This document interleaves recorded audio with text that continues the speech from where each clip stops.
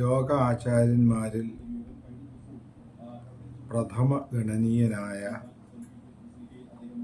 ഒരു മഹാപുരുഷൻ്റെ ദേഹവിയോഗമാണ് സംഭവിച്ചിട്ടുള്ളത്. അഭിവന്ദ്യനായ ഫ്രാൻസിസ് മാർപ്പാപ്പ ലോക സമാധാനത്തിനു വേണ്ടി നിലകൊണ്ട മഹാത്മാവാണ്.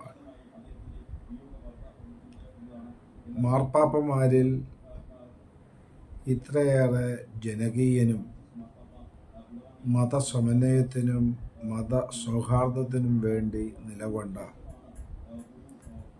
മറ്റൊരു മഹാത്മാവിനെ നമുക്ക് കാണുവാൻ സാധിക്കുകയില്ല. ശ്രീനാരായണ ഗുരു ആലുവയിൽ നടത്തിയ സർവമത സമ്മേളനത്തിൻ്റെ ശതാബ്ദി വത്തിക്കാനിൽ വെച്ച് നടത്തുവാൻ അദ്ദേഹം മാർഗനിർദ്ദേശം നൽകുകയും സമ്മേളനത്തിൽ പങ്കെടുത്ത് പ്രസംഗിക്കുകയും ആ പ്രസംഗം അച്ചടിച്ച് വിതരണം ചെയ്യുകയും ഉണ്ടായി. മതത്തെയും മതസമന്വയത്തെയും ലോക ജനതയുടെ ഏകതയെയും കുറിച്ച് അദ്ദേഹത്തിനുള്ള ഉദാരമായ മനോഭാവം ഈ പ്രസംഗത്തിൽ നിറഞ്ഞു നിൽക്കുന്നു.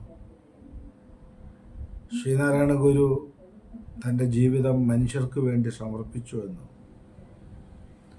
ലോകത്തെ ഒരു കുടുംബമായി ഗുരു കണ്ടുവെന്നും ലോക സമാധാനത്തിന് ഗുരുവിൻ്റെ സന്ദേശം ദർശനം എത്രയും സഹായകമാണ് എന്നും മാർപ്പാപ്പ പ്രഖ്യാപനം ചെയ്തു. സാധാരണ 10 മിനിറ്റ് നേരം മാത്രം ആഴ്ചയിൽ ഒരു പ്രാവശ്യം ജനങ്ങളെ ആശീർവദിച്ച് അനുഗ്രഹിക്കുന്ന അദ്ദേഹം ശ്രീനാരായണ ഗുരുവിനോടും ഗുരുവിൻ്റെ ഏകത്വ തത്വ ദർശനത്തോടുമുള്ള ആഭിമുഖ്യം കൊണ്ട് 2 മണിക്കൂർ നേരം ഞങ്ങളോടൊപ്പം ചെലവഴിക്കുകയും എല്ലാവരുമായി സൗഹൃദം പങ്കെടുക്കുകയും ചെയ്തു. ഞാൻ അദ്ദേഹത്തെ ശിവഗിരിയിലേക്ക് ക്ഷണിച്ചപ്പോൾ അടുത്ത വർഷം ഭാരതം സന്ദർശിക്കുന്ന വേളയിൽ ശിവഗിരിയിലെത്താമെന്നും അദ്ദേഹം വാക്ക് നൽകിയിരുന്നു. അത് നിറവേറ്റപ്പെടാതെ പോകുന്നതിൽ ഞങ്ങൾക്കെല്ലാമുള്ള ദുഃഖം വളരെ വലുതാണ്. അതിനെല്ലാം ഉപരിയായി ആ മഹാത്മാവിൻ്റെ വിയോഗത്തിൽ ലോക ക്രൈസ്തവ ജനതയോട് എല്ലാവരോടും ശിവഗിരി മഠത്തിനുള്ള അനുശോചനം ദുഃഖം ഇവിടെ രേഖപ്പെടുത്തുകയും